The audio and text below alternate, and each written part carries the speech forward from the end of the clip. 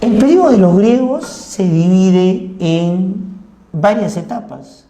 Ahí estoy poniendo los siglos. Mira, entre el 1100 y el año 800, más o menos 300 años, 3 siglos, se desarrolla un periodo llamado oscuro. Mira por aquí, vamos, sígueme.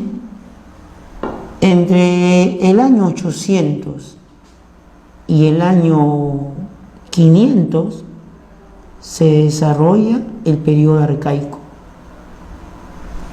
Entre el año 500 y el año 400, el periodo clásico. Y del 400 al 146, que es la fecha que ven aquí, el último periodo, el periodo macedónico. ¿Por qué le han puesto periodo oscuro a esa primera etapa cuando llegan los griegos? Periodo oscuro por dos cosas. Uno, porque comparando estos 300 años que han llegado los indoeuropeos, los griegos, los helenos, como se hacían llamar ellos, estos primeros 300 años, comparado a los 1500 años anteriores de las culturas egéas, hay un evidente retroceso cultural. O sea, en estos 300 años tú no vas a ver la majestuosidad arquitectónica que pudimos ver con los palacios de Creta.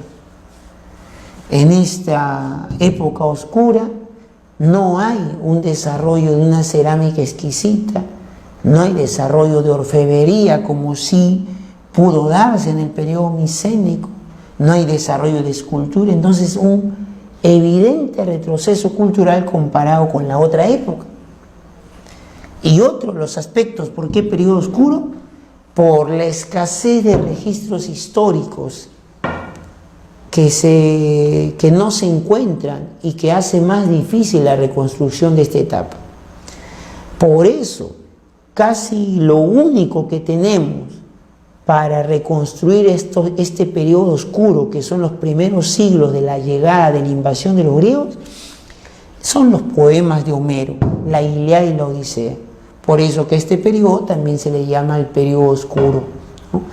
O el periodo homérico, perdón, ¿no? por los poemas homéricos, ¿no? Periodo homérico o periodo oscuro.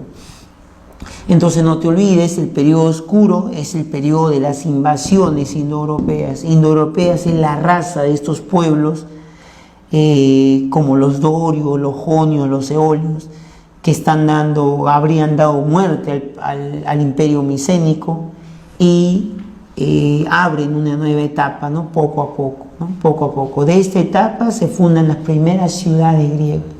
Todavía no tienen importancia esas ciudades, ¿no? Es un periodo de caos, de guerras, de violencia, que quizá ese caos no permite que haya un desarrollo artístico, se prioriza más la guerra, se prioriza más la violencia, ¿no? Ahora vamos a ver, pues, ¿no? Conforme va pasando los siglos, vamos entrando al periodo arcaico, ¿no? Al periodo arcaico. El periodo arcaico va entre los años más o menos 800, 750, ¿no? Está empezando. Cuando las polis, ¿qué son polis? Son las ciudades griegas. Las ciudades-estado, polis son ciudades-estado. O sea, no solamente ciudades, sino ciudades que tienen toda una composición estatal, todo un conjunto de instituciones que sirven para el gobierno. Entonces, las polis son ciudades-estado. Si bien es cierto, las polis han nacido en el periodo oscuro, las primeras polis, en este periodo lo que ya vemos es una nitidez, una consolidación de las polis. Ya las polis van haciéndose notar, ¿no? No solamente eso, sino también se vive un periodo de colonización. O sea, no contento con el desarrollo de las polis, también se da un proceso de expansión hacia otros territorios fuera de los Balcanes. Con el proceso de la colonización van más allá de lo que hasta ese momento los griegos habían se habían asentado, ¿no? Van hacia oriente y marchan también hacia occidente, de tal manera que el mundo de la Hélade crece hacia la zona del sur de Italia. Miren, ve. Los griegos siempre ocuparon las costas, todos los puntos rojos que tú ves acá en el mapa, ese es el mundo heleno, el mundo más o menos de la Hélade, que ahora va creciendo. Al principio fue los Balcanes, ahora se está extendiendo. Múltiples colonias, ¿no?, que se van a fundar. Te he puesto algunas: Tarento, Pitecusa, Crotona, Siracusa, Sibaris, Cirene, una serie, ¿no?, Micenas, Tales, ¿no?, Mileto, ¿no?, de donde es el filósofo Tales. Mileto, otra ciudad. Múltiples ciudades, decenas de ciudades griegas, decenas de polis. El por qué salen a buscar nuevas tierras tiene que ver con lo que te explicaba al inicio: la falta de tierras agrícolas, ¿no?, la poca fertilidad del suelo de los Balcanes, el territorio pedregoso y montañoso que les tocó enfrentar ellos, ¿no? Entonces, rápidamente se acaban los campos de cultivo, la población crece y eso genera escasez de tierras. Por dos motivos hay escasez de tierras, ¿no?, en Grecia. Uno es el aumento poblacional, el aumento demográfico, y otro es la concentración de tierras que ciertas familias en cada ciudad van impulsando también. La conformación de latifundios, ¿no? Latifundio quiere decir una tierra extensa, una propiedad de tierra extensa. Entre las principales polis que podemos resaltar de todas las decenas de polis que hubieron son Esparta y Atenas, las que van a alcanzar un protagonismo importante en la historia de los griegos. Esparta más vinculado a la producción agrícola, y Atenas no solamente desarrolló la producción agrícola, sino también, debido a las condiciones geográficas donde estaba ubicado, mirando hacia el mar Egeo, pronto su gente se lanzó al mar a desarrollar comercio. Entonces Atenas, no solamente la agricultura, sino también el comercio. En lo que respecta a la división social, a los grupos sociales que había en cada una de estas ciudades, podemos resaltar, por ejemplo, que un ciudadano era el espartano, igual que el ciudadano ateniense, pero había diferencias en la ciudadanía, ¿no? El ciudadano espartano, todo ciudadano espartano es un soldado, un hoplita, y todo ciudadano espartano se siente igual al otro, porque todos realizan la misma actividad, todos son guerreros. La guerra es la razón de vida del espartano. Prepararse para la guerra es su vida cotidiana. Los escogen desde recién nacidos incluso.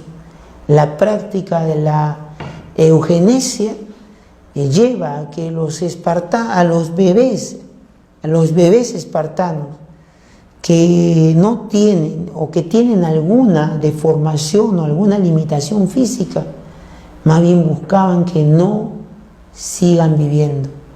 Los aventaban al río Eurotas o los abandonaban en el monte Taigeto para que mueran de frío. Todo espartano se preparaba para la guerra, y como todos hacían la misma actividad y todos eran guerreros, todos se sentían iguales. Es cierto que las instituciones políticas de Esparta se controlaban por unas cuantas familias aristocráticas. Sin embargo, calmaban al resto de la población con la participación en la asamblea de ciudadanos. Es cierto eso, ¿no? Pero los calmaban.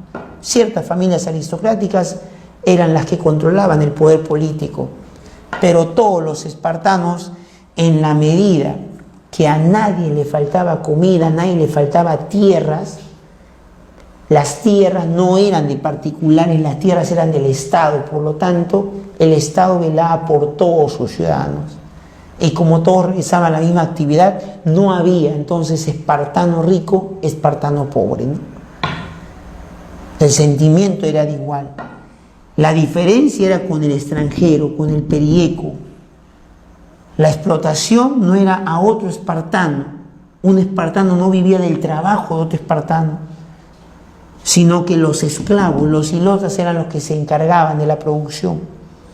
Entonces, esa realidad quizá generó que en Esparta no haya mayor conflictividad social que caracteriza a las sociedades cuando hay diferencia de clases marcadas.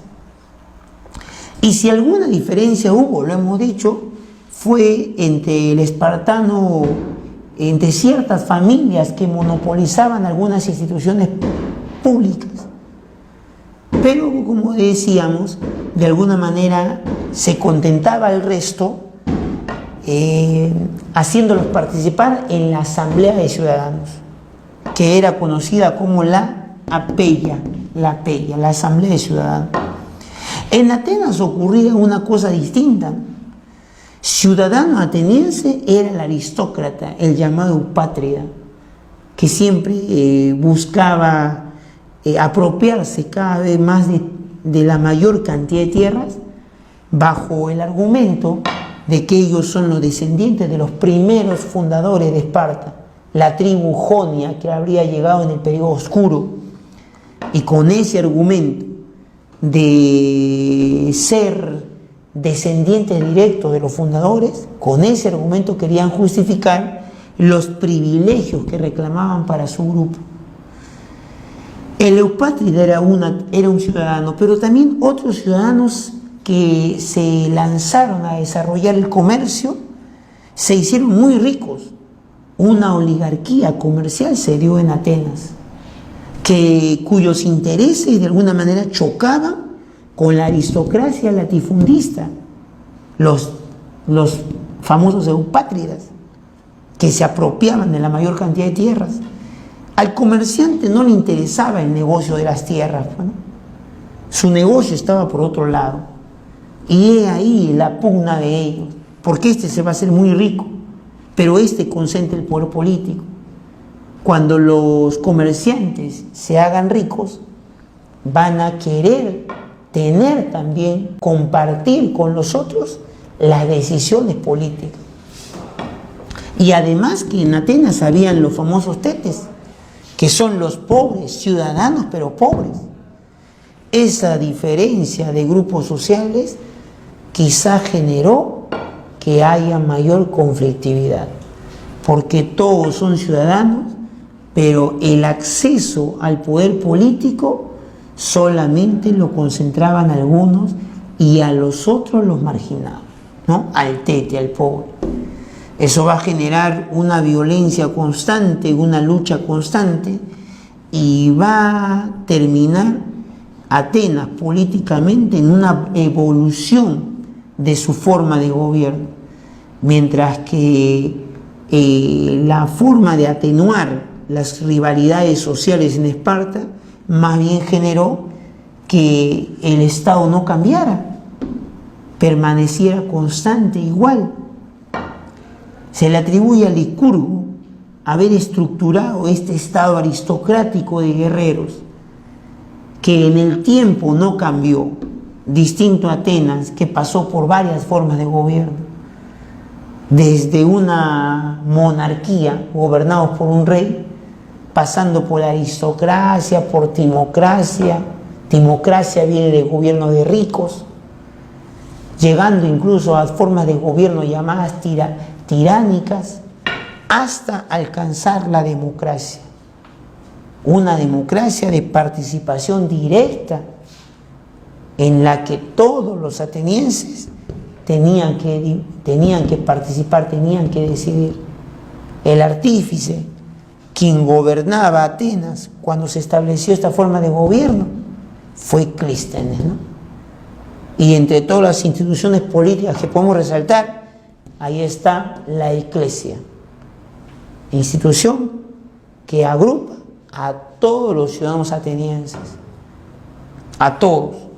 El problema es que solamente estaba en teoría, porque en la práctica las instituciones eran bastión de solamente algunos aristócratas, ¿no? La pugna entre estos grupos va a hacer que la democracia cada vez se radicalice más. La exigencia de participación igualitaria va a hacer que la democracia alcance niveles de exigencia radicales.